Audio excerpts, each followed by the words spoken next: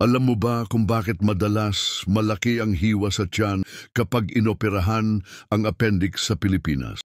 Kahit maliit lang naman ang appendix mismo, marami ang nagtatanong, bakit parang ang lalaking hiwa ang ginagawa, lalo na sa mga lalaki? Simple lang. Una, open surgery pa rin ang kadalasang ginagamit sa mga ospital, lalo na sa gobyerno. Mas mura ito, mas mabilis gawin, at hindi kailangan ng high-tech na gamit. Pangalawa, hindi lahat ng ospital ay may laparoscopic equipment, yung modernong surgery na kamera lang at butas sa tiyan ang gamit.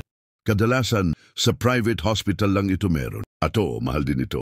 Pangatlo, marami sa ating mga kababayan late na nadadala sa ospital. Kapag pumutok na ang appendix o may nana na sa loob, kailangan talagang buksan ng malaki ang tiyan para malinis ng husto. At kung lalaki ang pasyente o medyo may katabaan, mas mahirap makuha ang appendix, kaya mas malaking hiwa ang ginagawa. Pang-apat, hindi lahat ng surgeon sanay sa laparoscopy. Yung iba, mas gamay nila yung tradisyonal na paraan, open method na tinuro sa kanila. So, may kahulugan ba ang malaking hiwa? Wala po. Hindi po ito ritual o simbolo.